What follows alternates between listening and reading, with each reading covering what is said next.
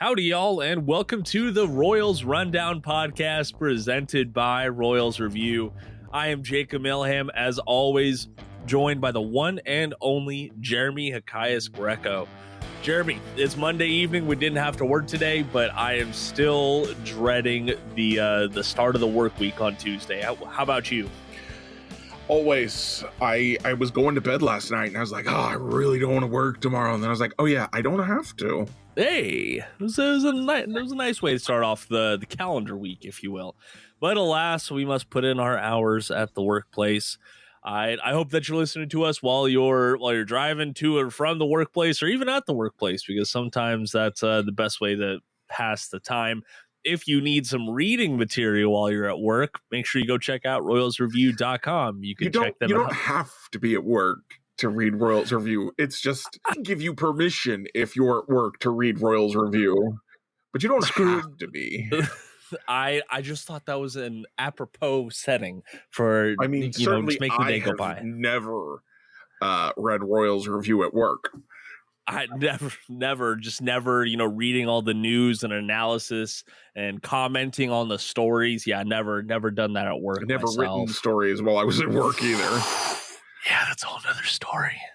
But royalsreview.com. Go check them out. Go support the great work that is going on over there, of course. All right, Jeremy.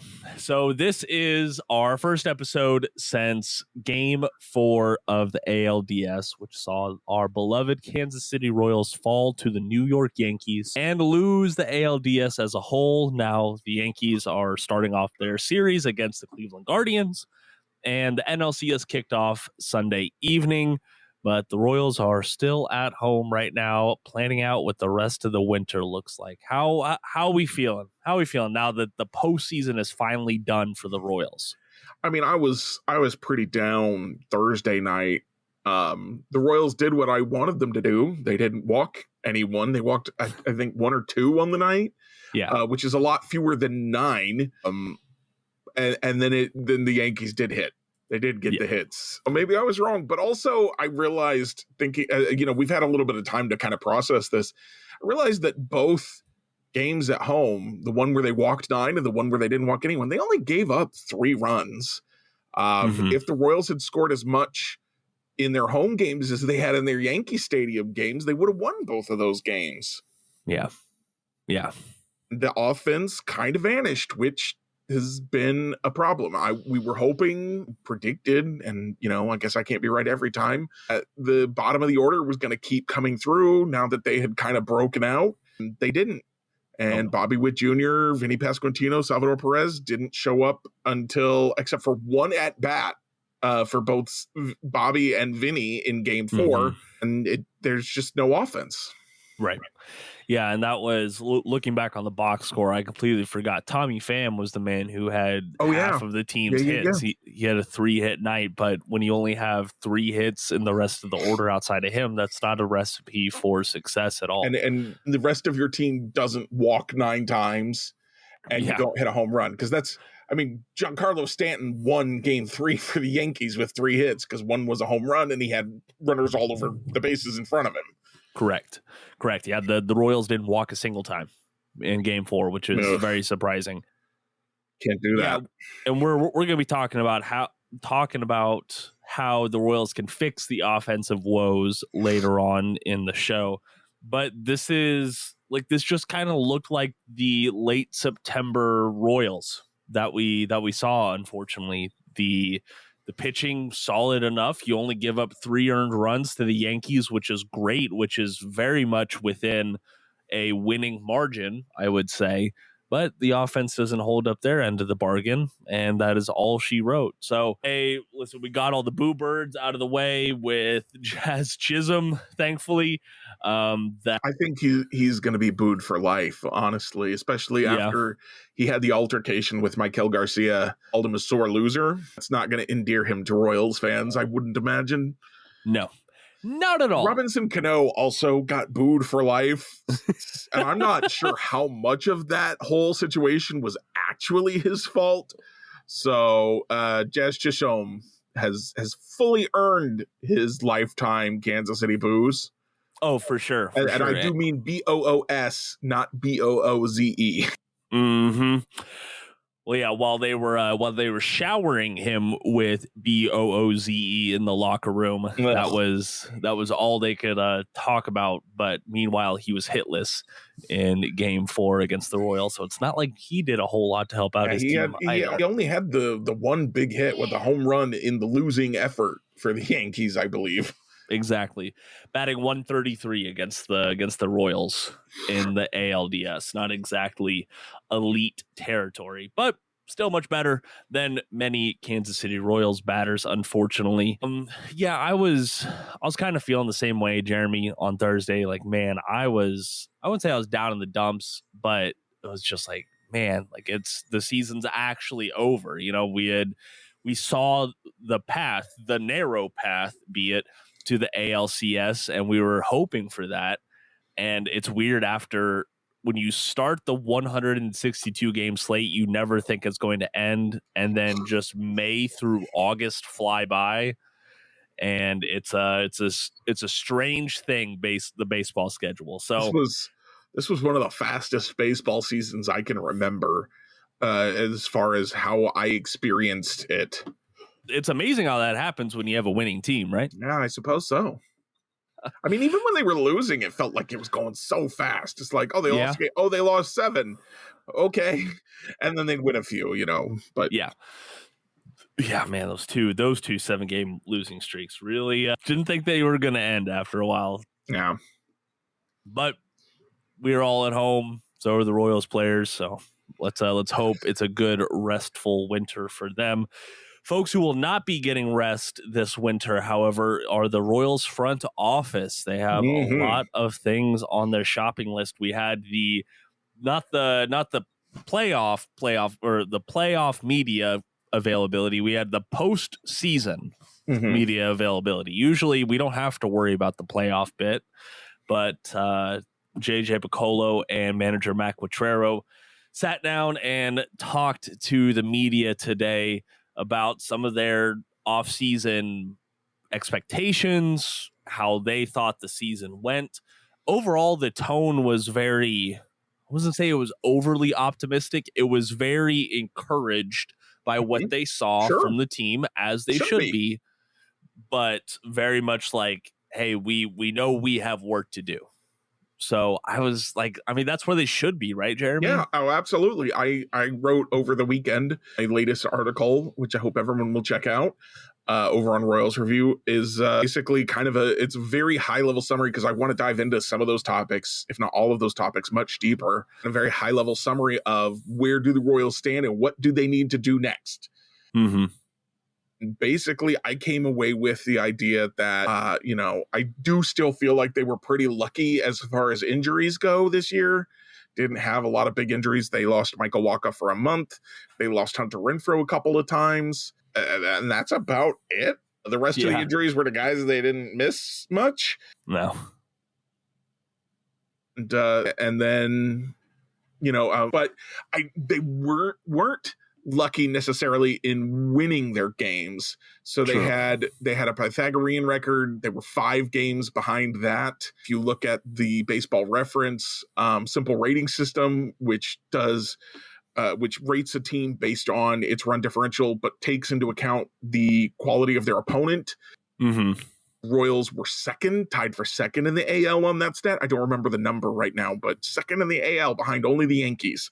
Yeah. And when I looked at the BWAR and the RWAR are pretty, I mean, the whole thing is wins above replacement, right? So replacement is about 52 wins. And when you look at the WARs, you see 90, 91, 92 wins are what the Royals should have been at, which matches up with everything else. So the Royals were a little unlucky in their actual results turning into wins. I think that you can put some of that maybe on a leaky bullpen for a good chunk of the year, which I don't think is going to be as big an issue next year.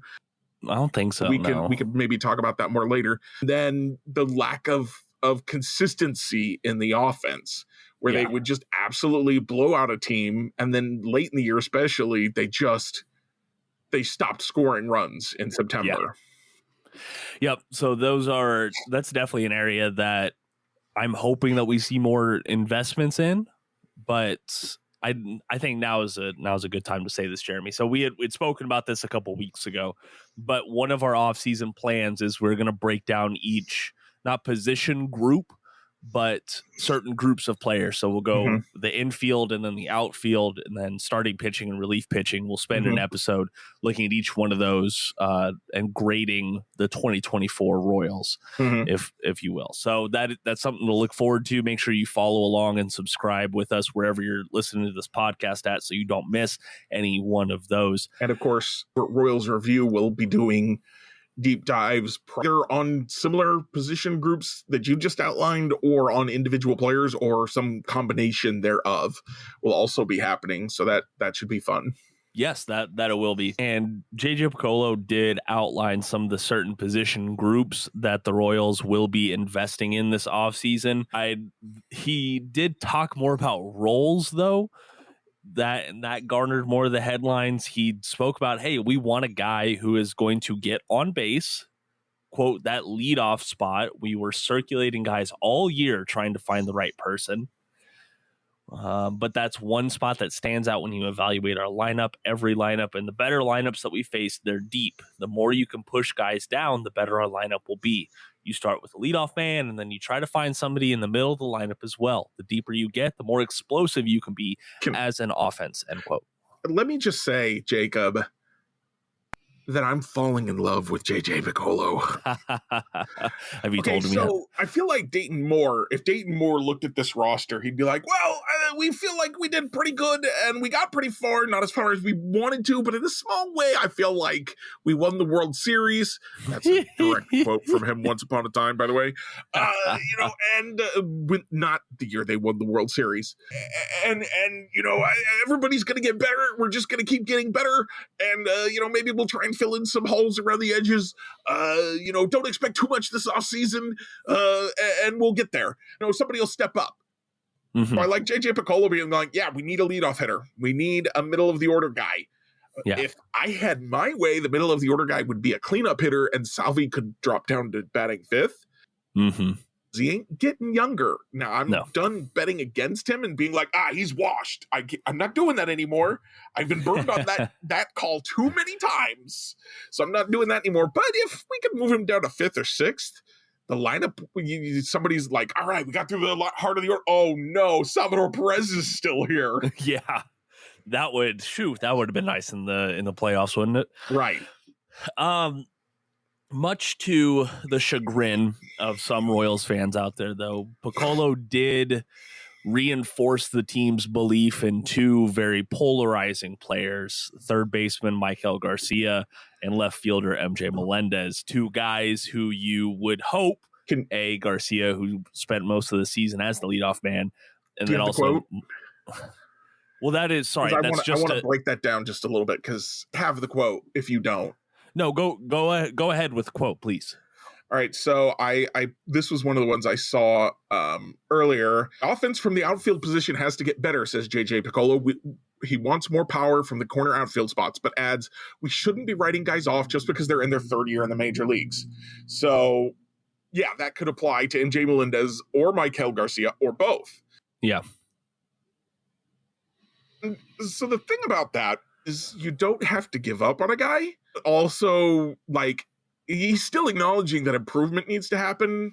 And the way I read that is we're going to bring in these guys are going to have to earn their spots, and they're not being given anything. And so at the very least, I expect him to bring in some guys that can platoon with them. Yeah. Or push them in spring training. My hope is that he's going to bring in guys and say, you're the starting left fielder, you're the starting third baseman, Michael Garcia and MJ Melendez, you are still on this roster as a corner outfielder who can hit a little bit and a utility infielder with some speed, a glove, and you guys are going to be on the bench, and if you get hot, maybe you can earn your way back into a starting role. So maybe not like a long-term deal necessarily, but go ahead and bring in a starter and be like, all right, guys, you still have a chance to prove it, but you don't have a spot that's yours anymore. You have to get it. You have to earn it back. You have to That's take what I'm it. hoping happens. We're going to have to wait and see, during the offseason, what he actually does. So the guy that I want to focus on is Melendez, because he is, I don't think polarizing does Melendez justice. I mean, you have friend of the podcast, Preston Farr, over here talking about like, hey, he is one adjustment away from having a turnaround similar to Mike Moustakas, who is an all-star at third base. But then you have I say guys as a general term, but advocating like, why is he even in this organization at this point? Like there's no middle ground there. My direct argument to Preston's argument, which I appreciate the hustle, and everybody knows I love Preston. I have a world of respect for him. Mike Moustakas made a drastic shift in his plate approach, and he had a good swing, but he completely changed his plate approach, and that was what unlocked that for him. It was a huge shift. It was a shift that no one believed he could actually do because it so rarely happens. And so to say, well, Mike Moustakas did it, why can't MJ Melendez? Well, he can, but it's not likely. And that's the thing. And so if you can find someone who sees something in MJ Melendez and wants to give you a decent haul for him, like, don't trade him for cash, don't cut him. But if you can get a decent haul for him, then you should trade him. But if you can't, all right, fine. He's your fourth outfielder. He bats against right-handed pitchers, gives somebody a day off. I don't know. But I do think I think that there's kind of a middle ground between what Preston and let me say, I don't know that Preston is saying he's a starter, that he should be starting. I can't say that Preston's saying that, but there's a middle ground between what role MJ had this year, which was starter, and it's towards the end of the year, starter against right-handed pitching, and a guy that you just cut. I know Hearn, by the time they cut him, they should have cut him 2 years prior.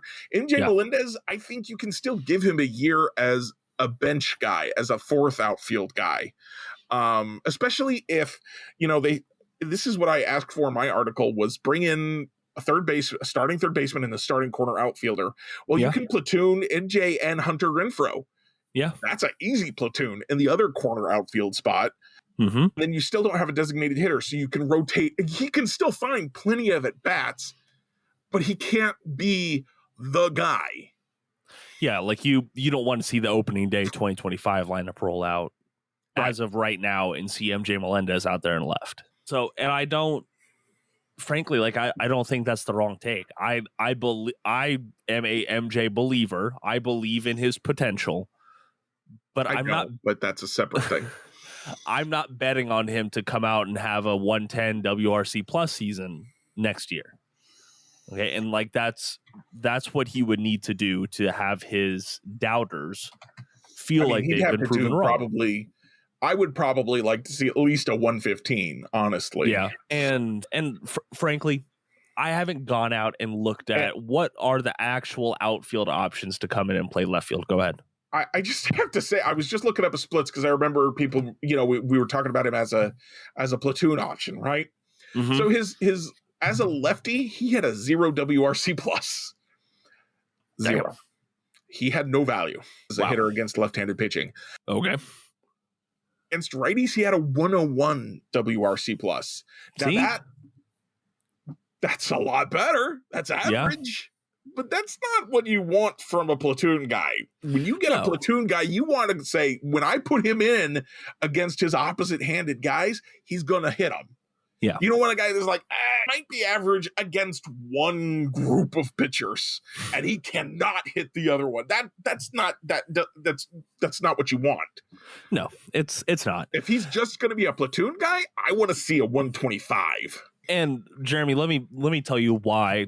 One reason why I'm an MJ Melendez believer. All right, tell me. I had the opportunity at the beginning of this season to talk with his dad about the process of rebounding from 2023 field, especially.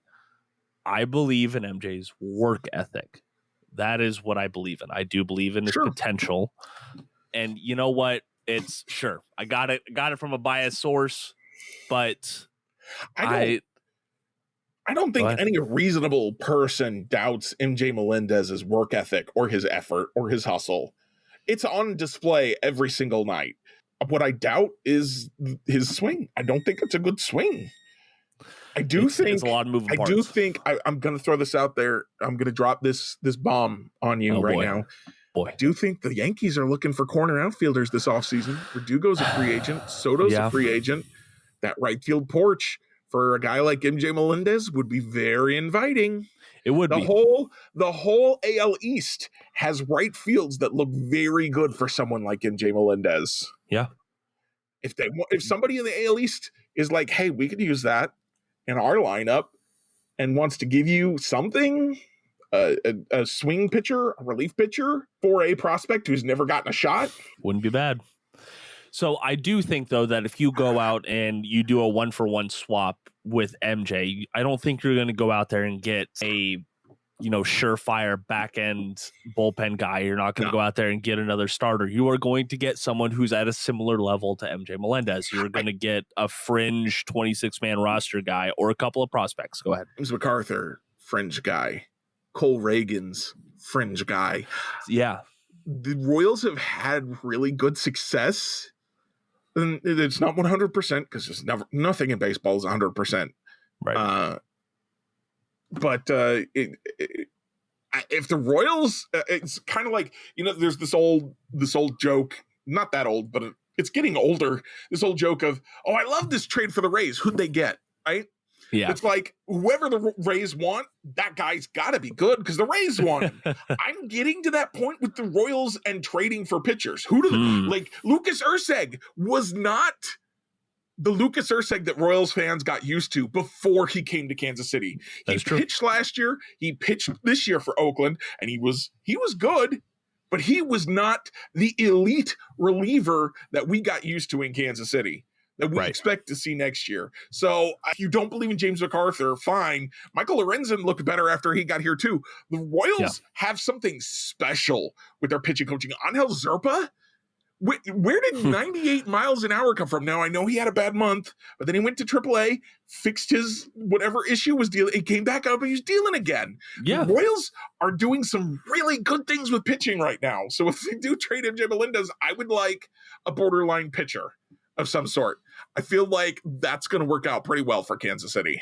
I think it would as well. And, if they can build on this track record of being on the winning end of these trades, then that's only going to bolster the confidence amongst this fan base in the organization itself. This front office is still trying to buck some of the tired narratives that were established by the previous regime.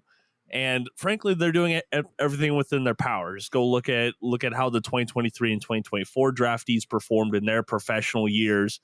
You just rattled off some of the acquisitions. Jack Caglione's a bust. Yeah.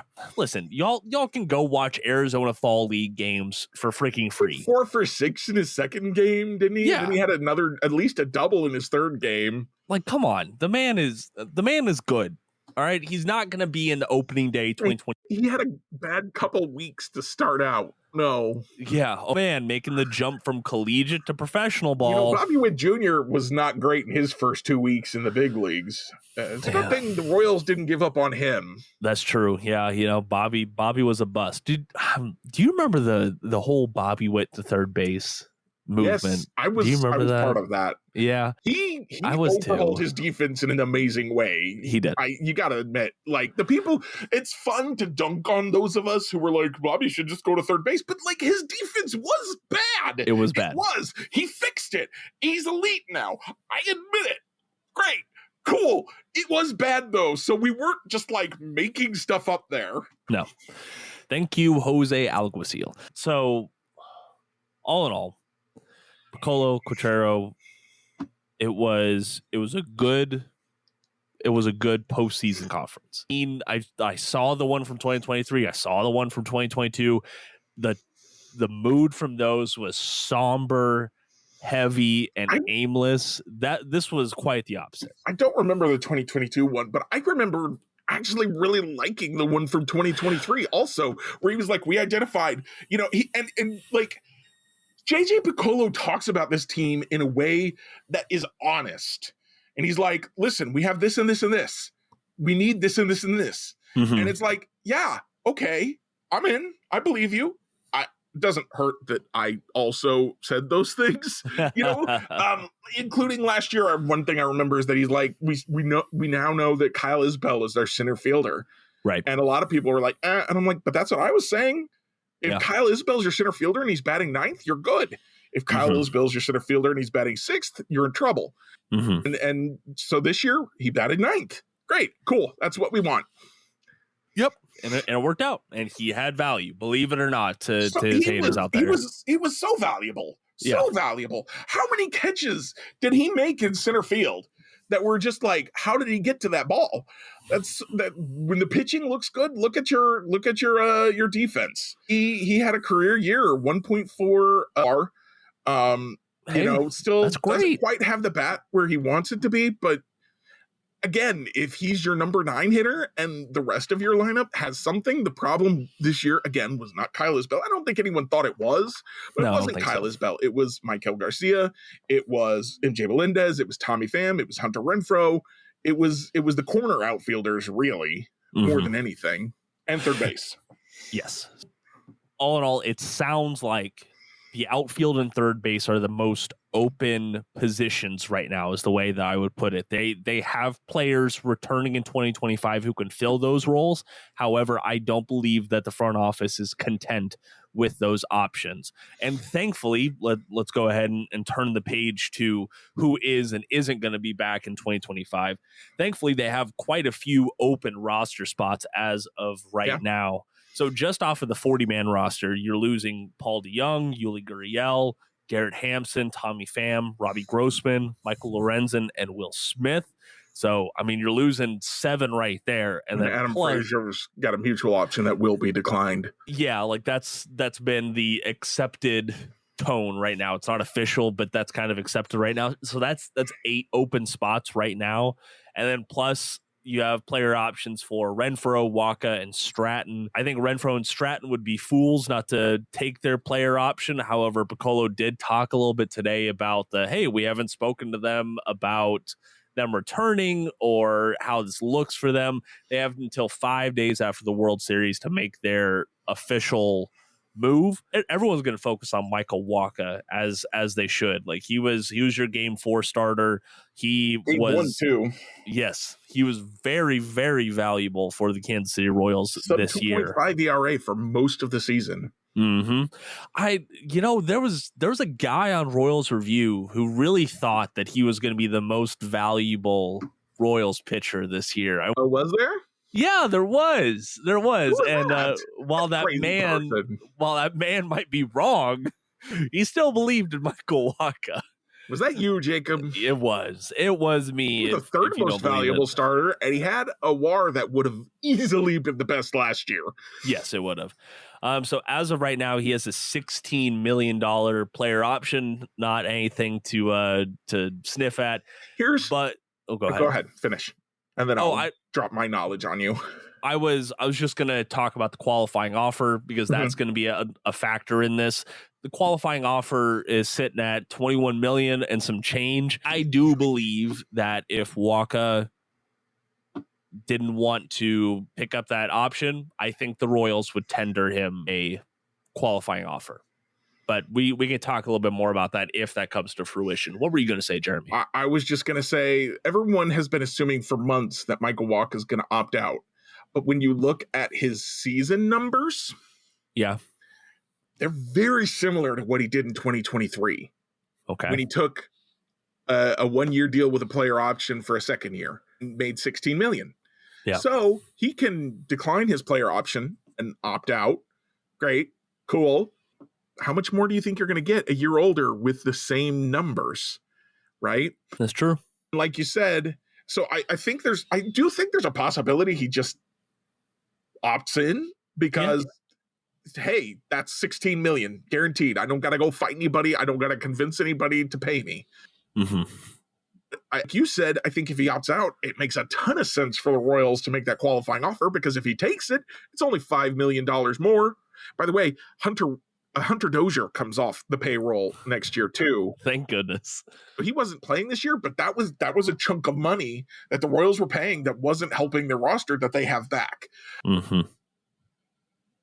Oh, 21 million potentially. And if he doesn't sign with the Royals, if somebody else wants to give him a whole bunch of money, then you get a draft pick.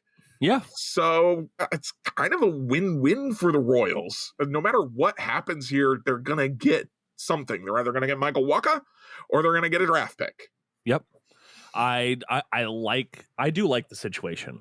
I really, really do. Yes, it definitely helps that you have Cole Ragans and Seth Lugo under contract and returning next year. But, Wacha, you spoke about his age. You spoke about he's another year older and how long can he keep doing this? Well, I would bet on him, even if he slightly regresses in 2025. I still think he would be worth that $16 million. Yeah, when a guy pitches as well as he did this year, you take the bet with a 1-year contract for the same amount or a little bit more. Like, you do that every single time. The question is, does someone want to give him a multi-year contract? Because that's what he's going to be looking for if he opts out, is a multi-year contract. Mm-hmm.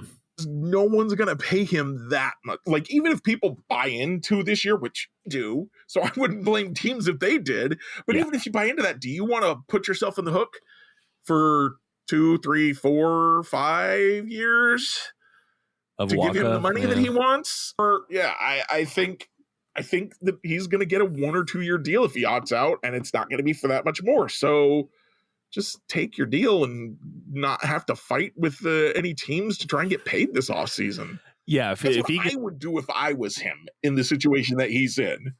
If he gets a deal that, let's say he opts out and tests free agency, if he gets a deal with 3 years or more on it, kudos to his representation. Yeah, absolutely. That would be terrific negotiation by his team to accomplish that. Yes, it would. But I mean, it's a Royals fairly will take the draft pick. Yes, exactly. And you just keep it moving. So as of right now, let's go ahead and look at the members of the 40-man roster who will be back as of right now. If the season started today, this is what it would look like. Catchers, you only got 2, Salvador Perez and Freddie Fermin. Infielders, Vinny, Massey, Bobby, Michael, Nick Lofton, and Nick Prado, who I've kind of forgotten about both those players. Outfielders, MJ. Still on the 40-man at the start of the year. I will be very surprised. I would as well. Outfielders, MJ, Isbel, Dairon Blanco, Tyler Gentry, Nelson Velasquez, Drew Waters, by far the weakest position group on that list. Starters, looking pretty good. Cole Ragans, Lugo, Brady Singer, Kyle Wright, Alec Marsh, and Jonathan Bolin. For everyone who kind of forgot about Kyle Wright, I don't blame you. He was still recovering from surgery, but the consistent word that we've heard from the organization is he hasn't had any setbacks. He is approaching this offseason like a normal offseason. So he should be good to go full blast for spring training. The one thing is that this is not Tommy John that's been done a million times. This is shoulder capsule surgery, I think it was. So this is a situation where there's a lot of unknowns, and we don't know if he'll still be the same Kyle Wright when he comes back. That's why the Atlanta only gave him up for Jackson Kowar. He gave the Royals him and Nick Anderson, who looked like a pretty good reliever before he got to the Royals, for Jackson Kowar. They don't believe in Wright. So, I'm excited to see what he could do. I'm excited for the opportunity. It felt like a really smart deal when the Royals made it because it has so much upside. He's also not a guy that when I was so excited about it, I wasn't thinking 2025 was going to be playoffs or bust as I currently am. So he's going to have to prove that he can do it again. And he's if this were the 2023 Royals, they'd just be like, well, go out there and pitch. Let's see what happens. Yeah. But this is a team that expects to win now. Yep. So he's going to have to actually be good. Exactly. And I think his ceiling right now for opening day next year would be as the 4 starter. Like that's his ceiling. So I think Brady Singer currently on the roster is ahead of him for that. So really Right. he's battling, I think, with Alec Marsh Yeah. for that 5th spot. And you need depth at starting pitching because the Royals are very unlikely to be as lucky as they were this year with only one starting pitcher being hurt for only a month. That's true. Look at Atlanta, look at Los Angeles, the Dodgers, starters hurt. Look at Miami. So many starters hurt in Miami. That's one of the reasons their season completely derailed is their entire starting rotation was on the injured list for most of the year. Mm-hmm. They were expecting to have a lot of really good starters and for their pitching to carry them, and it just didn't happen. No, so, it did not. It'll be great to have him here, but don't be like, yeah, he's going to throw 200 innings. He's going to look like an elite, almost ace guy. Like, don't count on it. No. Be excited for the possibility. Just don't count on it.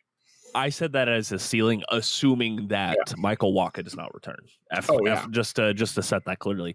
And then lastly, the relievers, Chris Bubich, John Schreiber, Josh Taylor, Carlos Hernandez, Hunter Harvey, James MacArthur, Angel Zerpa, Sam Long, Lucas Urseg, Daniel Lynch the fourth, and Steven Cruz. Not a bad foundational group in the bullpen, I think. I'm excited for that bullpen, honestly. You can certainly add to that. I hope they do. But my dream for the Royals is to add swingman pitchers, Michael Lorenzen types, guys who can start and relieve for the injuries and to eat innings when there's blowouts.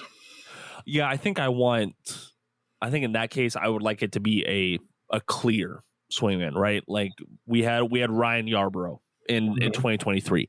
He, believe it or not, he was effective. And I would have absolutely taken him on the 2024 Royals if they had not traded him away. And like we look at, Daniel Lynch was a guy who can go multiple innings. I don't know if they're going to transition him to a single innings guy this offseason. I think that he's got a really interesting role as a guy who can go multiple innings, but not as a starter. I think that how they used him at the end of the year is how they should be using him. And I think that's how they probably plan to use him. Mm-hmm. Like, hey, the starter didn't make it. You're going to go 3 innings. Hey, you haven't pitched in a while. You can just go 1 inning today. But a guy who's like a multi-inning strong reliever. Yeah. Chris Bubich that you mentioned among the relievers, I'm still hoping they give him one more shot as a starter. Yeah. Now that he's kind of fully recovered, hopefully, from the Tommy John. Mm-hmm. I think you're looking at kind of a Wade Davis situation where you give him a shot as a starter because starters are more valuable than relievers. Yes. And if it doesn't work out, well, at least you've got a really good bullpen piece. Yeah. And you know what?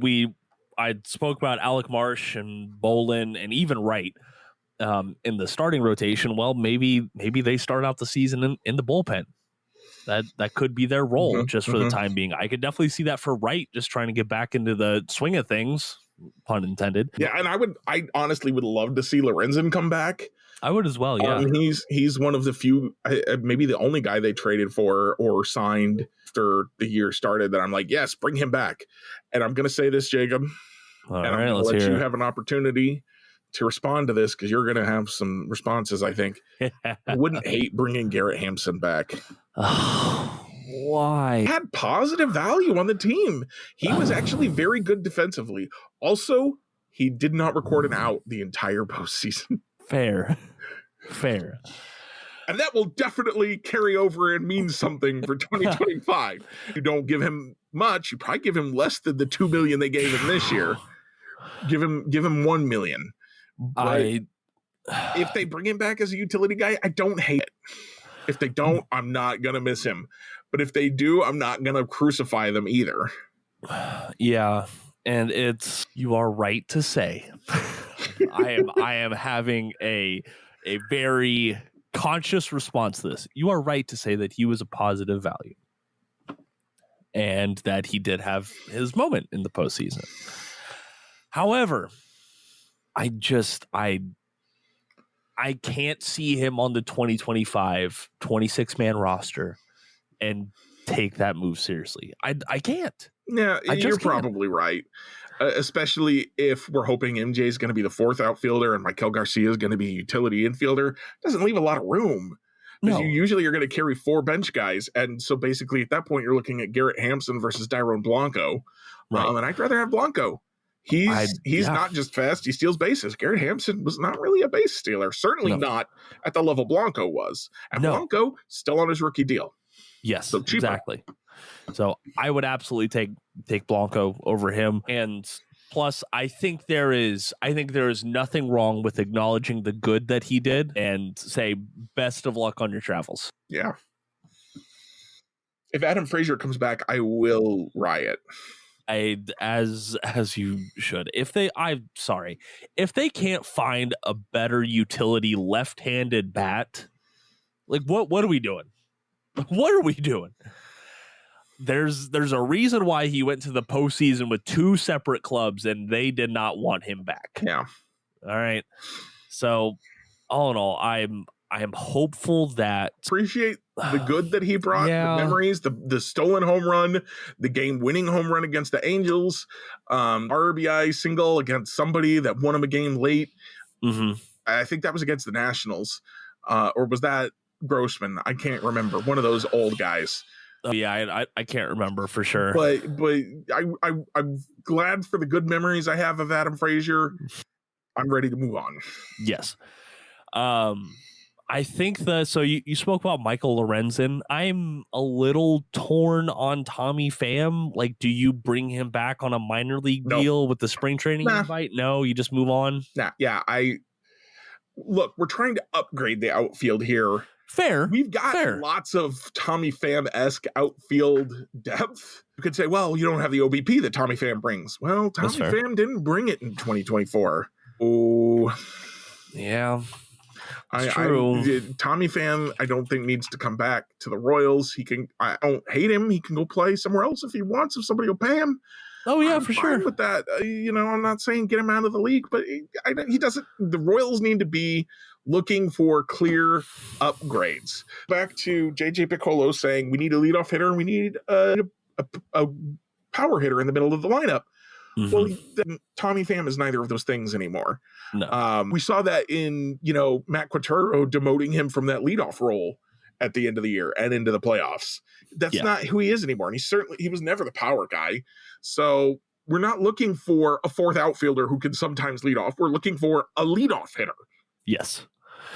That's where the focus needs to be. Find a leadoff hitter, find a power hitter, put them in the team and say, here you go, guys. We've got you some real reinforcements now instead of like the emergency guys we could only get at the only guys that were available at the end of August. Yes. So listen, I'll dive into some of the minor league players that I'm hoping to see make an impact later on, because I think there is an outfielder that we have not seen at the major league level who can help out as a 5th outfielder and possibly blossom into a leadoff guy. John Ray. Yeah, that's the guy. John Rave. I guess we'll see.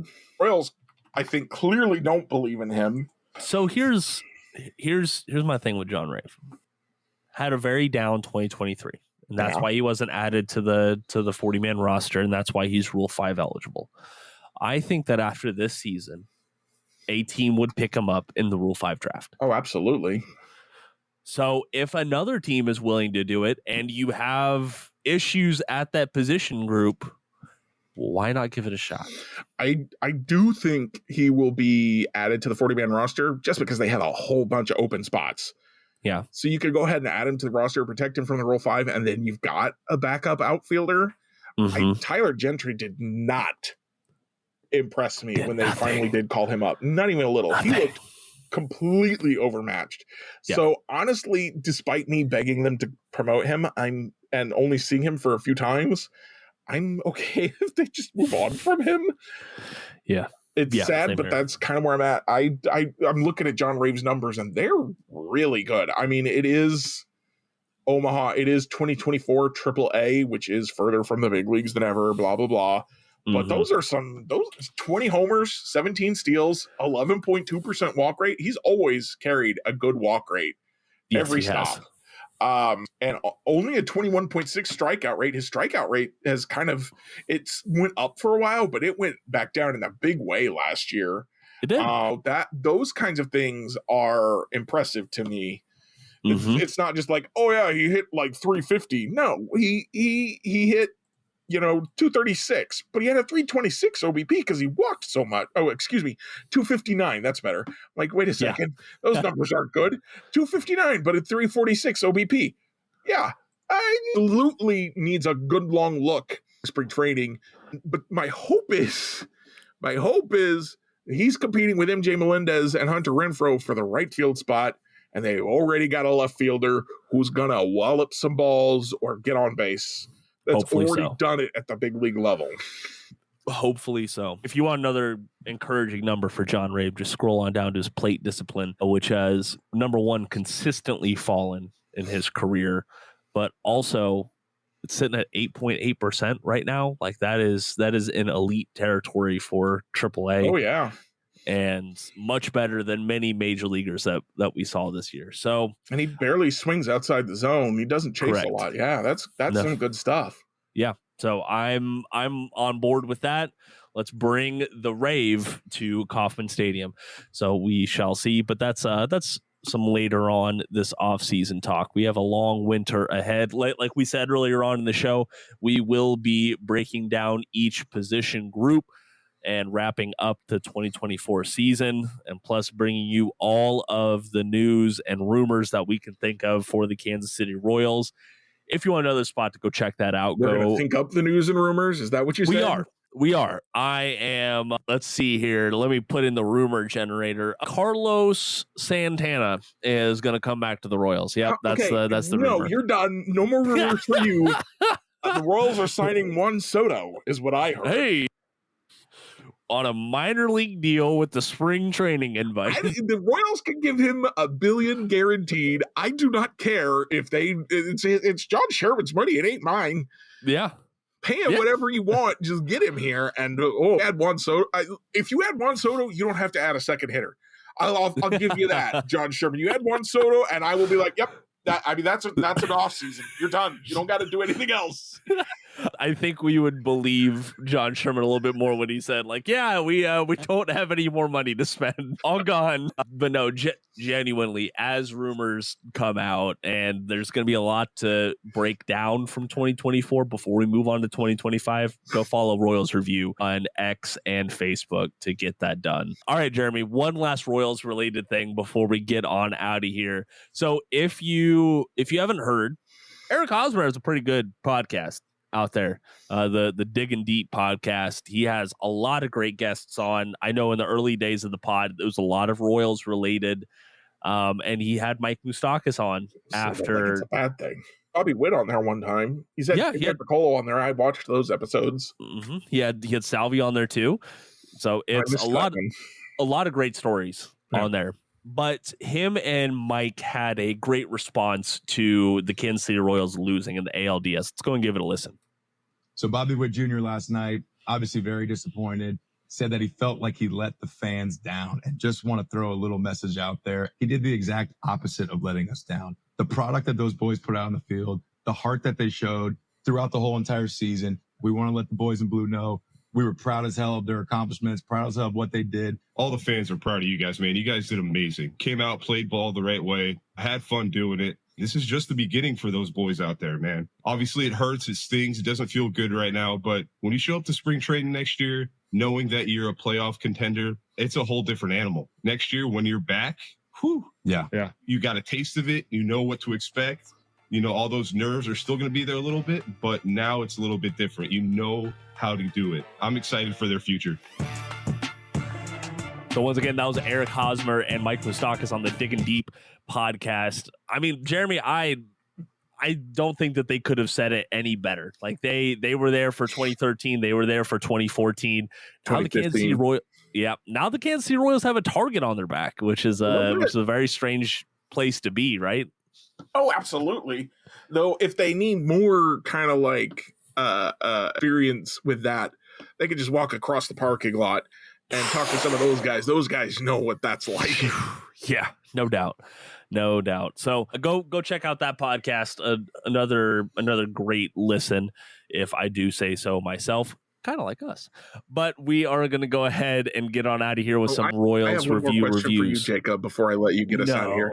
Also, What? are we not doing reviews today? I just said we're doing reviews. Oh, I didn't hear you because I was talking over you. One more question. Do Yes. you have a reaction to Michael Garcia and Jazz Chisholm getting kind of into it in game 4 of the ALDS? Any reaction at all?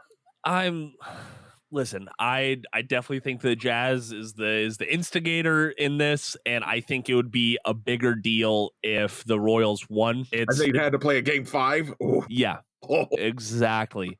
Frankly, I don't think that Volpe meant anything by the quote unquote tag, i.e. the forearm to Michael's throat.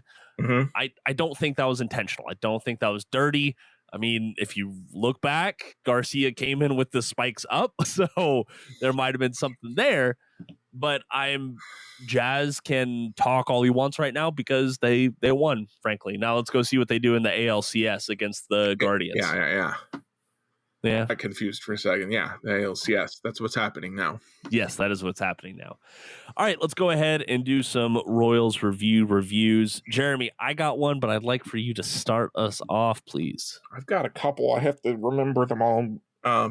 First, the one I'm going to do today is the Apple Plus movie Wolves. Not Wolves. Okay. Wolves. Yes. OLFS. I don't know why it's spelled that way. Well, actually, now that I think about it, I might have an idea. So it is George Clooney and Brad Pitt together again. And there's a lot of reasons to be like, do I care about these people as humans? Maybe not. But they're really talented actors. Got to give them that credit. Movie's not great. It's kind of mediocre, but they're extremely charismatic as always. So it's about these two cleaners who are lone wolves. They're not together. They're separate. They do their own thing, and they're forced to work together. Again, it's not a perfect movie, but it had some laugh out loud moments. It had some fun action beats. It was a perfectly satisfactory movie to just kind of watch. When you don't want to have to really activate your brain, you just want to watch something. Kind of let it wash over you and be kind of like, yeah, all right, that was fine. So I would recommend it. It's almost in that kind of missing mid-tier summer blockbuster category of like, this is not a $500 million Avengers movie. This is like, we spent $100 million and we got a couple cool effects, some really talented actors, and we said, let's just see what happens.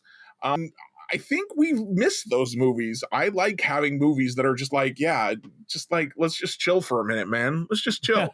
Yep. And just I think that's a good way to look at it. It's not one that you're really going to remember in a couple of years, but it's enjoyable for what it is. This is not a criticism of those giant movies. This is just like variety, baby. I like variety, and not everything needs. I think there should be variety in, like, I want some B movies and some C movies. I want everything. I want the whole spectrum. That's all I'm saying. I like a little, like, watch A Knight's Tale. Let's go watch Pirates of the Caribbean. Everything doesn't have to be the best ever. The Pirates of the Caribbean is secretly really, really good. Yes, that it is. All right, so my review is more of a defense. Unfortunately, Jeremy, it's a defense of one of my articles. Are you? No. Have you been charged with a crime, Jacob? No, not yet. Are we about to get canceled, Jacob? No, we will get canceled when the warrant comes in. All right. But anyways, I put out an article a couple of days ago. Frankly, it is, like, I have hardly sat down on my computer over the past few days. I haven't written anything. Last thing I wrote was talking about the statistical advantage the New York Yankees had over the Kansas City Royals. Because of the umpires? Because of the umpires. Jeez. And frankly, forget that, Jacob. I was surprised by the response. I really was. A lot of folks out there, this is a loser's mentality. Yeah, everybody always wants to say that. Why are we talking about this? Listen, Matt Lamar, fellow Royals reviewer, pointed out rightfully that 4 out of the 4 games, the New York Yankees had the umpiring advantage behind the dish. Okay, that's not a coincidence. All right, because the Kansas City Royals this year, they ranked 27th out of 30 teams where they got the favor. Yep. Meanwhile, the Yankees led Major League Baseball by 7%. At 67.5% of their games, they had the advantage. So And the they Yankees really do get all the calls. Well, and that goes back to 2018, where I looked at the entire date range from opening day of 2018 to September 29th of 2024, and they led the league by about 6%. Jeez. So it is, and like I said, meanwhile, the Royals were tied for last with the Oakland Athletics in that same span. So listen, this isn't crying about it. This isn't saying, oh, the Royals lost because of this. They didn't help. It certainly didn't help, especially when you go back and look. The overall advantage in 2 games for the Yankees equaled 2 runs.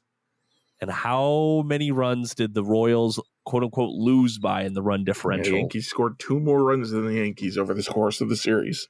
Exactly. So it's not a loser's mentality. I genuinely think that the Yankees, they get the calls. It happens. Keep moving. You can all miss me with the conspiracy theory that the MLB paid off the umpires to make sure the Yankees got to the World Series. Like, that's not what's happening. What's happening is the umpires aren't very good, and they have an unconscious, probably, bias towards the Yankees. It's maybe a thing. It definitely happened. There's no question. The statistics bear it out. It happened. We saw it with our own eyes. The statistics bear it out. It happened.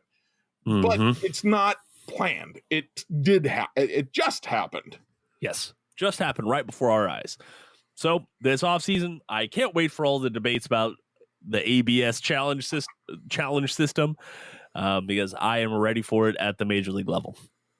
But that is going to do it for us today on the Royals Rundown podcast. Thank you so much for joining us today. Genuinely very excited for the offseason. This is kind of the first offseason in a while where I can say, like, hey, Royals are kind of in a winning record or bust mode right now. It's a fun place to be. This is only the second offseason since I started writing that I'm like, all right, our team probably should be good next year. Let's see what they do in the offseason.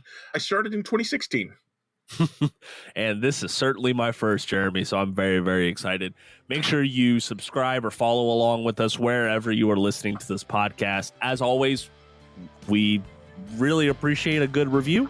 If you feel like giving it, we are very, very grateful for you for doing that. So let's go ahead and get on out of here. I'm Jacob Milham. He is Jeremy Greco. Thank you so much for joining us. And until next time, go Royals.